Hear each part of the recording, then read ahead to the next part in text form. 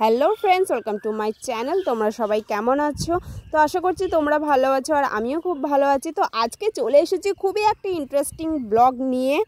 তো কচি দেশি মোরগের ঝোল।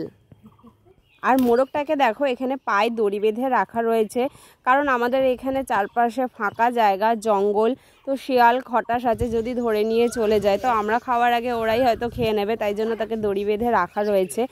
আর এইদিকে দেখো জল গরমটা বসিয়ে দিয়েছি। আর মোরগটার বেশি বয়স নয়, তাই জন্য মাথার লাল ঝুঁটিটা এখনও তেমন বড় হয়নি। তো প্রথমে মোরগের গলাটা কেটে ফেলা হলো, এরপর গরম জলে তাকে চুবিয়ে নিয়ে দেখো পালকগুলোকে আস্তে আস্তে ছাড়িয়ে ফেলা হচ্ছে। আর এই কাজটা খুবই ধৈর্যের, কারণ ভালো করে পালকগুলো একদম খুঁটে খুঁটে পরিষ্কার করে ফেলতে হয়, নয়তো খেতে ভালো লাগে না। তো পালকগুলো ভালো করে পরিষ্কার করা হয়ে গেছে, আর এখন মোরগটাকে ছোট ছোট পিস পিস করে কেটে নেওয়া হচ্ছে। তো আজকে আমাদের বাড়িতে আমার শ্বশুর মশাই আর শাশুড়ি মা এসেছেন, আর ওনারা গ্রামের বাড়ি থেকেই মোরগটা নিয়ে এসেছেন। মোরগটা বাড়ির পোষা মোরগ। তো এখন বাবা মোরগটাকে কাটছে। আর এইদিকে আকাশটা এত মেঘ করে এসেছে, যেন মনে হচ্ছে এক্ষুনি বৃষ্টি আসবে। আর যদি জোরে বৃষ্টি আসে তাহলে হয়তো মাটির উনানে কাঠের জালে আর রান্না করতে পারবো না হয়তো। তো ইচ্ছা ছিল গ্যাসে রান্না না করে মাটির উনানে কাঠের জালে দেশি মোরগটা রান্না করার।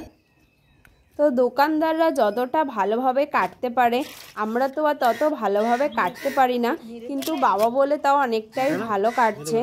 তো মাংসের পিসগুলো কেমন কাটা হচ্ছে বন্ধুরা তোমরা কমেন্টে জানিও। আর আমাদের এখানে তো কাক দেখাই যায় না, অন্যান্য অনেক ধরনের পাখি দেখা যায় কিন্তু কাক দেখা যায় না। আর আজকে মাংস কাটা হচ্ছে বলে কি জানি কোথা থেকে 4-5টা কাক ছাদে এসে কাকা করছে। আর দেখো যেই ভিডিও করতে গেছে অমনি উড়ে সব চলে গেল। আর এদিকে বাবার মাংসটা কাটা হয়ে গেছে, আর আমি এদিকে রান্নার জোগাড়টা করে নিচ্ছি।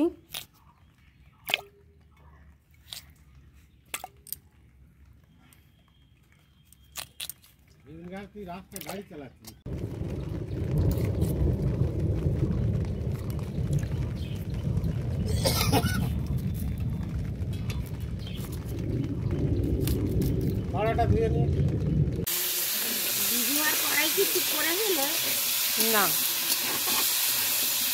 ভালো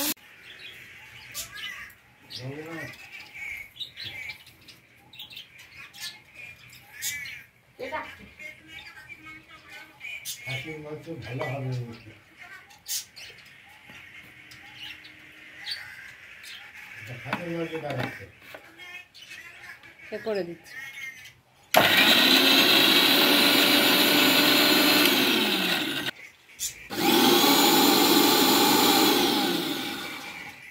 না শুরু কর।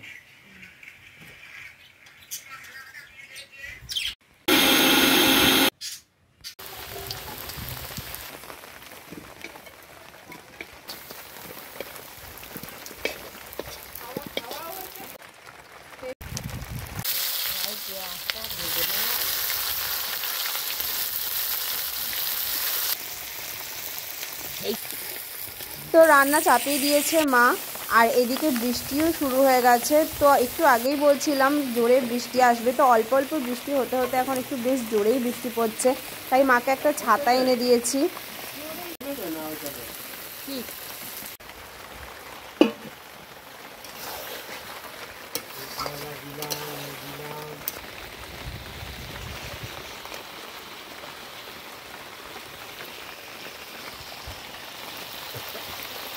তো রান্না করতে করতে মা অনেকটাই ভিজে গেছে, আর এখন ছাতা মাথায় দিয়ে রান্না করছে।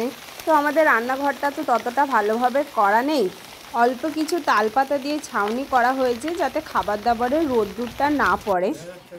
কিন্তু বৃষ্টি এসে গেলে আর কি করা যাবে বলো, যেহেতু আস্তে আস্তে বৃষ্টি হচ্ছে বলে রান্নাটা করা যাচ্ছে। যদি খুব জোরে বৃষ্টি হতো আর সেখানে রান্না করাই যেত না, যেহেতু আমাদের রান্নাঘরের পরিস্থিতি এইরকম।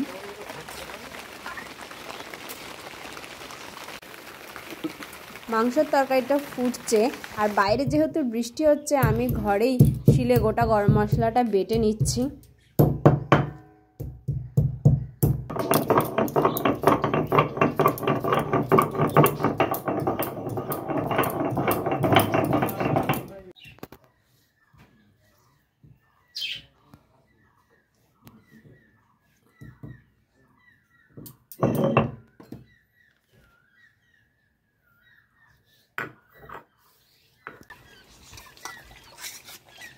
কষানোটা হয়ে গেছে, এবারে গরম মশলাটা দিয়ে তরকারিটা নামাবো।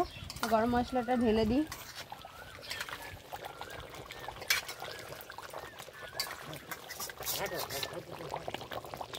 আবার ভেজে দেই। ভাবছি